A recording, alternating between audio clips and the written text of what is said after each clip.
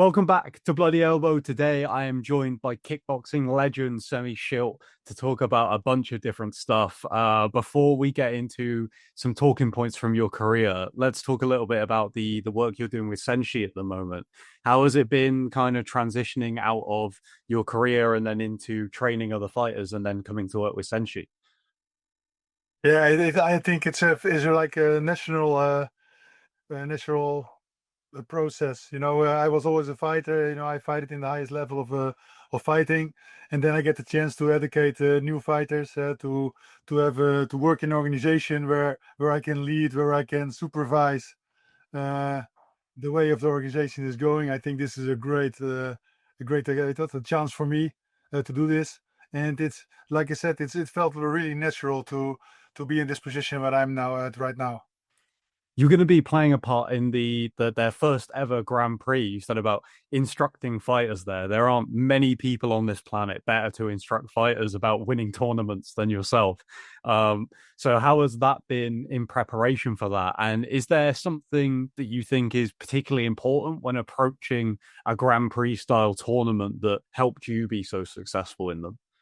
Yeah, for me, of course, that's also why I connect very good with Senshi because it's also the karate background, and my karate background also in the karate, we make a lot of tournaments, and this gives you a lot of experience. And to do a kickboxing tournament, it's basically the same. You cannot say I do the first round, I do easy, and then I build it up to the next round because if you lose the first round, there is no next round, so then it's finished. So I always say you have to give it all. And of course, when you're feeling you're stronger than the other fighter, you can decide for I make a knockout or we fight around till the end. Now, in my opinion, a knockout is the safest way because if you can knock him out, then the fight's over and then there's no chance of other injuries. So a tournament, you have to give it your all when needed, and also come back from the tournament from the fight with injuries. You have to deal with that. You have to train for that. And you have to be prepared to give everything in the fight. I think the fascinating thing about tournaments is that you can plan as much as you want, and like you said, you might come into it thinking, "All right, well, I'm going to try and pace myself here and there," and it can completely go out the window in that first fight. Everything changes immediately. Was there ever a tournament that particularly stands out to you as being particularly difficult because whatever plan you had for it going in was just completely derailed? For me, of course, we make a game plan and how further my development went in the K1, it became a little bit different also. But I remember very good. I had a tournament in England, a karate tournament, and I was prepared for one final fight because I've lost to this guy before, and I saw okay, I want to meet him in the final, and then that really was my goal to meet him in the final, and then he didn't make it to the finals. So then I fight another guy, and for me it was I lost that fight. So I became second, and then I think yeah, it's really difficult to aim for a target in a tournament. The only target should be winning the tournament, and from that point on, the only important opponent in the tournament is your first opponent, because that's the opponent you know in the K1. In the karate tournament, we did not know our first opponent. You come there, you go to the weigh-in, and then you see the list of who is the opponent. So we did not know. But in the K1, you know your first opponent. So I think you should always prepare for the first opponent, and then look at the kind of type of fighters. For example, Mark Hunt, Ray Safo, also Jerome Lebanner, because Jerome Lebanner is the right leg forward, but they have a particular way of fighting. They go forward, they throw it all. They believe in one big punch. And if you have to prepare for Ernesto Hoost, you have to be. It's like his low kicks are very dangerous. If you have to prepare for Peter Arts, you have to be make sure you have a lot of conditioning. So there are a few types of fighters, and you have to be able to see what kind of type of fighter there in the tournament in the next bracket. And you cannot say, okay, the first fight I fight to him, and in the next you fight to another. You cannot say how he is. So you also have to analyze this, what kind of fighters they are, and then you can prepare of the kind of fight, not of the person. Fighting is not personal, so don't make it personal. You make it like a business. So this is the flavors I can get. I prepare for this flavor, you know. Yeah. I spoke to Ernesto about similar things last week. And he spoke a little bit about how it's been kind of working alongside Peter, who he fought many times and things like that after they've both retired and both become coaches and now are part of SENSHI. How has it been for you to work with some of these people that you clashed with in your career? And I'm sure there's no animosity there or anything, but is it a little bit weird to suddenly be joining forces with these guys? Of course, in the beginning, it was a little bit weird for me, you know, because I was coming from the karate and then I go into kickboxing. Yeah. And it also, if you see the campaigns of the K1, it was also all against me, you know, van that, because I won three times in a row or 2 times in a row. Then became the campaign, became all against me, against me. So that felt a little bit strange to work now together with these guys. But I know, you know, if we work together, we have all different experience, but we all were world champions. So this makes us like special in one way. And imagine we bundle our forces now to grow up a new generation, to be supervising a SENSHI in his organization, how it's going to grow and which way it's going to go. I think if we are joint forces, we can, yeah, SENSHI is going to be like a big, a strong organization, or it's going to be an organization with really strong fighters. And this is actually what we all want. So I think it's very important for retired fighters to unite, because we have a lot of experience. Of course, we don't agree with everybody every time, but that is not necessary. We have to have the same goal, the same dream. And this is now at this moment for me, it's to make SENSHI like a very strong organization. And I'm very glad to be a part of that. If I'm not mistaken, whenever you fought Ernesto, I don't believe he ever beat you. Is that right? No, he never beat me. No, no. Was there a particular kind of, it could have just been the clash of styles, but was there a secret to beating Ernesto, you think, Uh, that maybe other people didn't capitalize on or couldn't capitalize on? yeah, I can tell, you know, of course there was a big secret. I worked very hard. And there is no secret. And of course, when you beat someone the first time, I was not lazy, you know. I beat him the first time, and then I did not beat him. I beat him, but it was a draw. Actually, it was a draw. And after this draw, Ernesto he came up to me later in the bus and he said, "Next time you don't work so hard." Mm-hmm. He said that to me, and at that time I won the fight. Mm-hmm. At that time, for me, it was like, look, Ernesto was very important opponent for me, especially because he was my second opponent in the K1. I fought in the New Year's Eve in the biggest stadium. I fought against him, and it was a draw. And he told me that I actually won. He told me literally, he said, "I can do nothing about this." Then I said, "What? You can do nothing about this?" But then later it came to me, okay, if he was like the 3-time champion already. So every opponent I had later after Ernesto, I only had to look for a fight where Ernesto was fighting this guy.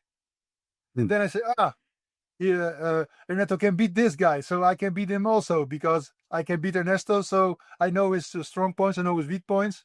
So it was very helpful for me.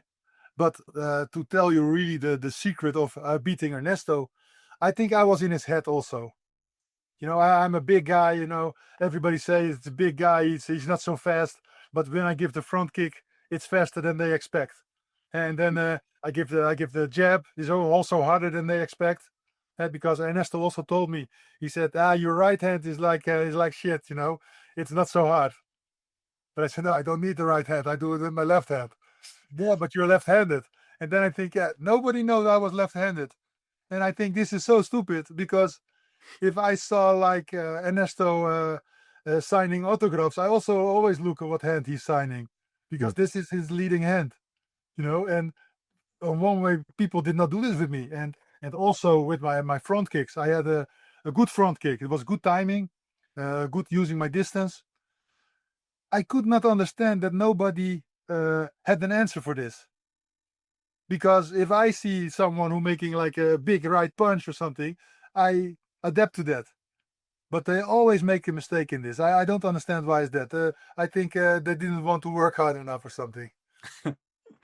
I asked Ernesto the same question. Was there you fought so many legends over your career, both in kickboxing and MMA. Is there one in both disciplines that stands out as the toughest guy you ever fought? Yeah, the toughest guy. The toughest guy. I think it was like in MMA. It was like Fedor Emelianenko. He was really a really tough guy. I did some damage with him. He was coming from the rings at that time. It was the first fight in the Pride. I think in the Pride there were really tough fights. And now I retired. And now I look the fights back. And then if I see what the kind of fights that were, they were great fights. And then if I look in the K1, always a tough opponent was Peter Arts. Was always a tough opponent. He was always willing to fight and never give up, willing to fight. And this a little bit of the same structure as I have. Just we want to go, we want to fight. And the most dangerous fight I think was still Badr Hari was dangerous. And why was he so dangerous? Because he was unpredictable, and he was a little bit crazy. And this makes, if I fight Ernesto, I know he's gonna make a low kick. I know he's gonna have the good kickboxing style. So he moves his feet a certain way, and you can see it coming. But if you have someone like Badr Hari who's really unpredictable and just jump in with a hook, you need to train that to see that. And that's also what happened in my fight with him. First fight I lose, the second fight I win. Why? Because I recognize his style and I did something with it. So for me, it was better for me in my early career that I had a lot of tough fights. I think losing is good as long as you want to improve yourself. And this is very important. And a lot of people lose and then they stop. Yeah, because of course in my MMA career I lose some fights, in kickboxing I lose some fights, but they didn't become 4-time champion. So why did not they? Because they have they beat me, so they can be it too, but they didn't. So you have to have a certain ability to improve yourself and to willing to improve yourself every time. Yeah, funnily enough, Ernesto said very similar things about Peter when he said that he was the toughest opponent he came up against. I want to ask you a little bit more about fighting Fedor in Pride. What kind of sticks out from that memory? Because Fedor in Prime has become in Pride rather has become one of those kind of iconic figures of combat sports. The legendary Pride run that he had, becoming a huge star, and people always question, could he have done the same thing in the UFC? I think most people acknowledge that he would have, but we never got to see it. It's almost like this mythic quality to it. What was it like to fight Fedor in Pride back then? It was great.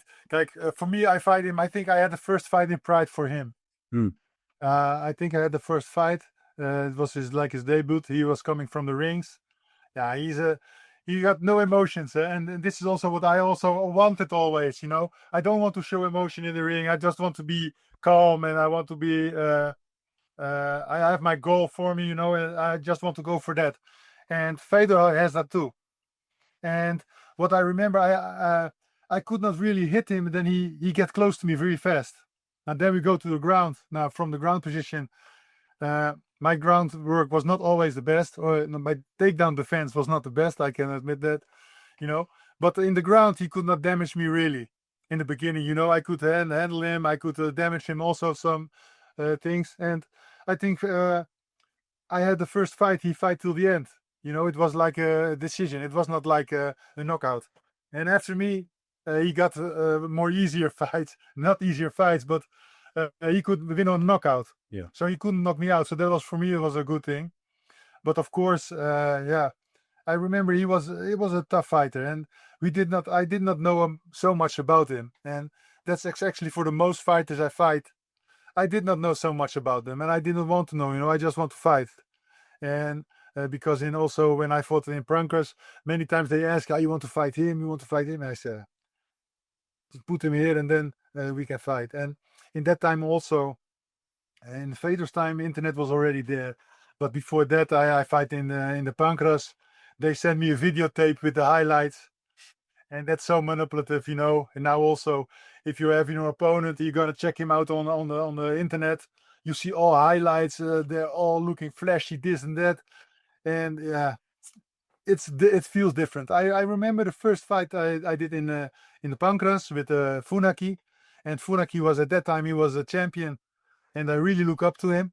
And next to Bas Rutten was a Funaki, I really look up to him. And then he make a kick, and then it was not so hard. And then I think, whoa, if this is the kick, then let's get it on, let's come on. And especially I lose in the armbar because I got overconfident of the kick. But this is also a process of learning, of course.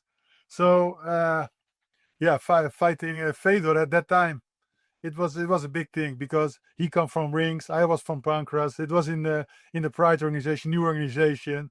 Yeah, so it was a little bit of it had a nice story to it also. Yeah, I apologize to the kickboxing fans watching this because I'm going to take a slight diversion from kickboxing. This is very much a question for me as a huge pro wrestling fan. What do you remember about fighting Minoru Suzuki, who to me is wrestling royalty, but of course, also a legitimate fighter back in the day, and you got to share the ring with him? Yeah, for Suzuki, I remember he keeps smiling. Even if he was knocked out, he keeps smiling. But also, when I started, I was just in Pancras. Of course, I was a tall fighter. I was tall. I was like maybe 98 kilo or 102 kilo or something like that. I was really light. And Minoru Suzuki was really dangerous. He was really good in the leg locks and the never give up spirit, and even this spirit, I miss a little bit sometime in the modern kickboxing. Because how can you how much belief in yourself you must have, if you go to fight with a guy who's like one head taller than you or two heads taller than you, and still have this charismatic people believe in him. Mm. When I win this fight, people are crying because their dream they are shattered. So of course when I could make the knee on his head, and it was timed because I trained this. Because at that time I know, when you are pushing the fighters into the corners, they're gonna shoot because this is their only option. They get low on my to get to my feet and to throw me over. So I really prepared on that on this situation only. I push him forward. When he touched the rope, he gonna come, and then I make a blind knee, almost blind. Almost I make the same knee with Ernesto Hoost. It was also same situation. He was going back into the corner. I know when someone gets in the corner, they want to come to me. I only have to give the knee. So he literally walked into my knee. Yeah, it was a crazy knockout. Yeah. When you spoke a little bit there about losses and how some of the early ones were good for you in terms of learning from them and correcting those mistakes, you are, apart from one other guy, the last man to have beaten Rico Verhoeven, who has gone on a decade now unbeaten. When you fought Rico back then, obviously very different time, but did you expect that he had that kind of capability? And how do you look at this run of dominance that he's been in? Because I asked Ernesto the same thing, and he gave him his credit as being very effective at winning fights. You can't deny that. But Ernesto was like, to be honest, I'm not a big fan of his style, and I think that's maybe what discredits him when people talk about the greatest of all time and the fact he wasn't a part of maybe that golden era. But like I said, as one of the last people to have beaten Rico before this incredible run, how do you reflect on that time and then what he's gone on to achieve? I think he's now champion for 13 years. Yes. Yeah. I was champion like from 2005 to 2009. Yeah. In that time, I had more fights than he had in the 13 years. So I had the same amount of fights in 13 years. So that says something. And of course, maybe I did not win all the fights, but this is the frequency, Mm-hmm. So this frequency is much lower. And actually, I think this is more difficult because for me, fighting a tournament, you get the feeling of the first fight, then the second fight is more easy. The third fight, you have nothing to lose anymore, So this feeling of a tournament, I love this feeling. And the feeling of a single fight is a lot more pressure, always a lot more pressure. And with Rico, they say, he looked up his fighters and he did this. but I think he's a real sportsman. And maybe his style is boring, but that's not his problem, you know. I had to cope with the same things, you know. Yeah, I'm tall. Yeah, he can only do this. He can only, you know. And people always, if they lose their sick week, and they are, you know, they have other excuse. And for Rico, it happens the same. Uh, the only thing is for Rico, maybe sometimes he got his emotions too much under control, and that makes it a little bit. For me, it feels a little bit fake. Hmm. You know, because sometimes when something happened, you know, like his fight with Badr Hari, Badr lose from his injury, which he make himself. You know, he make a kick and then he twist his ankle and then he lose, and then Rico starts apologizing. Then I think, what kind of champion are you, man? Don't apologize. He want to kick you in the head and you block, and he's broken his ankle. Bad for him, but I'm the winner. Keep your mouth shut, you know. And then is Rico playing the good guy for the fans, and real much respect for Rico. And when I see my fight back against Peter Arts in 2006, I think he twisted his knee. For me, it was never a question that he twists his knee. I said, he, of course he twists his knee. I jabbed him 2 times in the head and he did not know where his knee was. And then he stepped on it and then he twisted his knee. This is nothing to do with an injury. This is my doing, you know. And then Badr give a kick to Rico, and then he gets his ankle screwed up. And then Rico said, "I'm sorry." No, you make a good block. You know, and at that point, I think, this I think is weak for a champion. But otherwise, I think Rico is a really good champion, and sometimes he lets the fans get under his skin, and he should not do that, because I think maybe he's the richest Dutch kickboxer who make the most money out of his career. So I think this is also achievement. And finally, yeah, what kind of fighter are you? You're fighting for the spirit or for the honor, or you also want to have a good life after it. And I think he's doing a really good job. So yeah, of course, let him beat him. Let people beat him. And I don't see it happen. And of course, when you put like a middleweight against him, he's not gonna make it. He's not gonna make a mistake. You know, he's very focused. He's training. He's focused all the time. He's training all the time. You see pictures of him in Instagram with he's on a holiday. He's training all the time.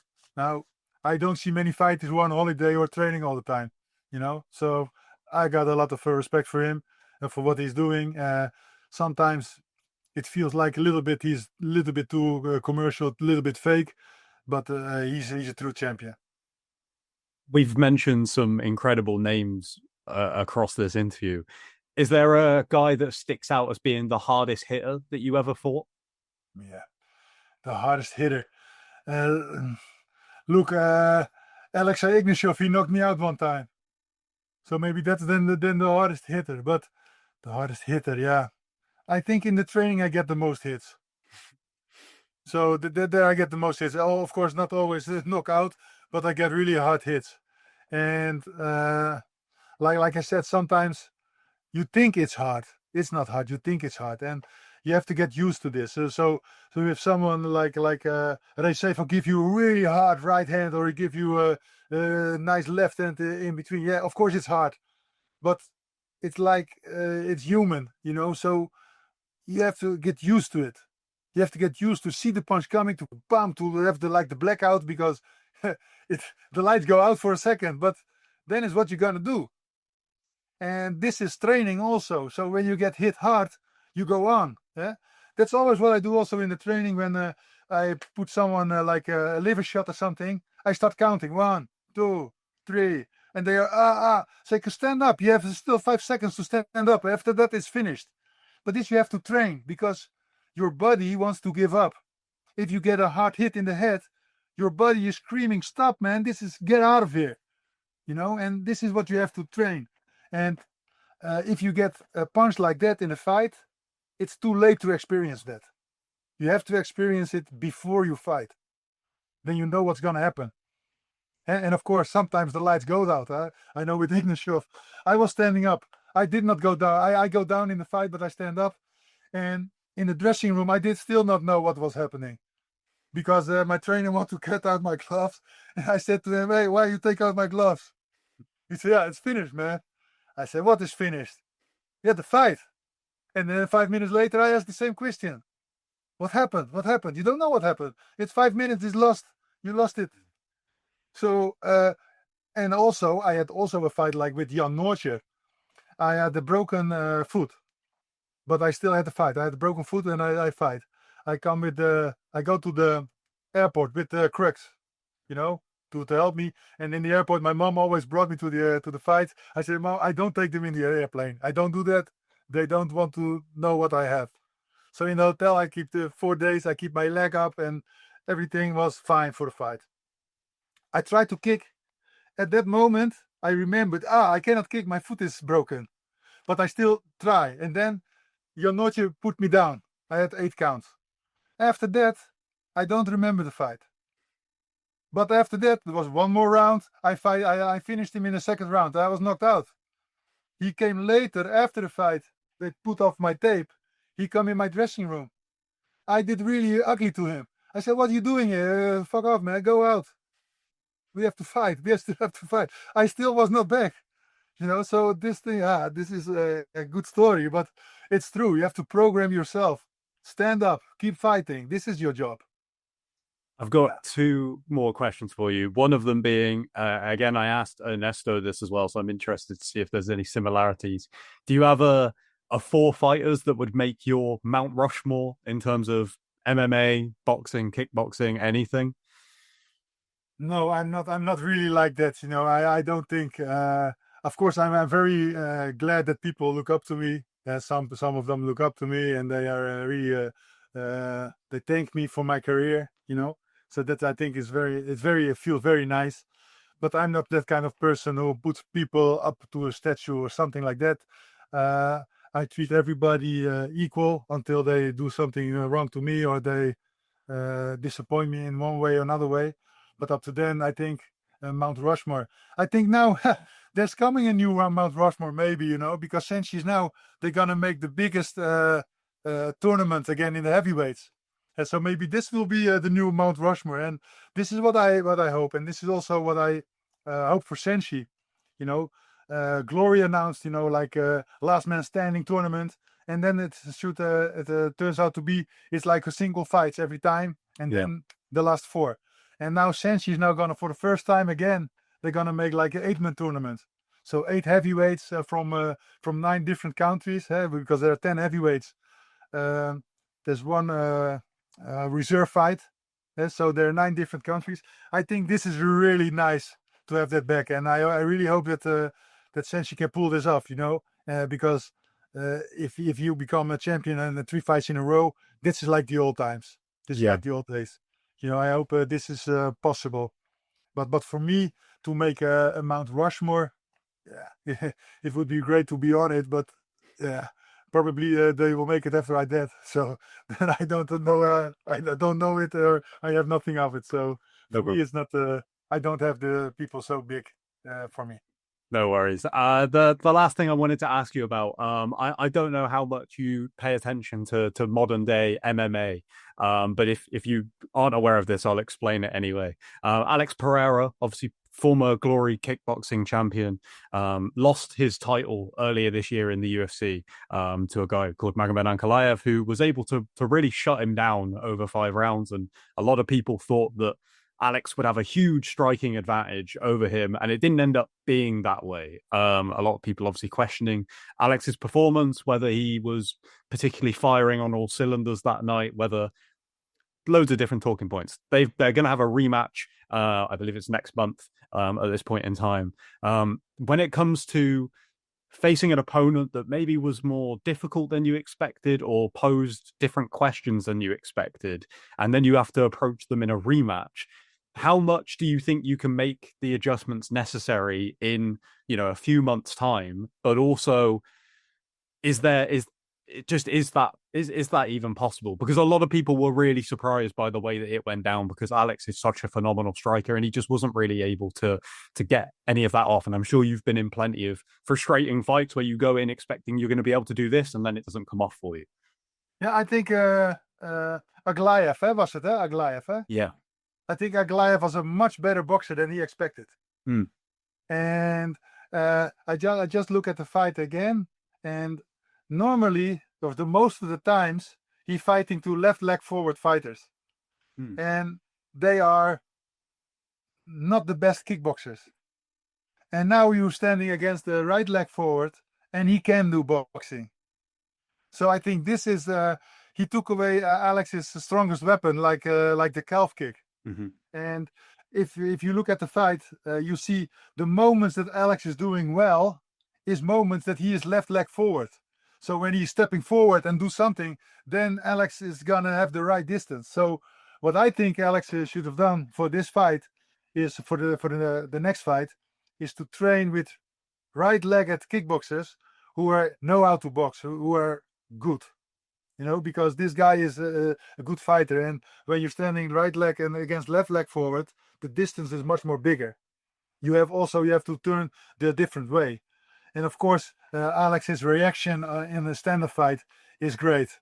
He can use that, and also like the takedown defense. That people say, the takedown defense is not good enough, but I think this is all good enough. He just should train more with right-legged forward people. I think, in my opinion. Yeah. No, that's really interesting. Semmy, thank you so much for your time. I could honestly sit here for hours and just get you to tell stories from your incredible career. So I truly appreciate your time, and I wish you all the best for the SENSHI Grand Prix. Yeah, thank you very much.